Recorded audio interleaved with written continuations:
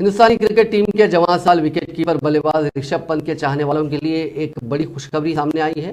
गुज़िश्ता साल के आखिर में कार हादसे में संगीन तौर पर जख्मी हुए ऋषभ पंत तेजी के साथ रुबे सेहत हो रहे हैं।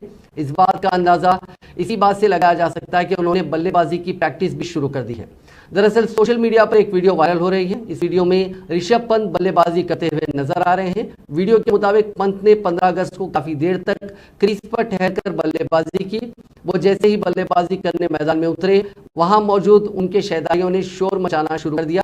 कार हादसे के बाद ये पहला मौका था जब ऋषभ पंत बाज़ाब्ता मैदान में उतरकर बल्लेबाजी कर रहे थे।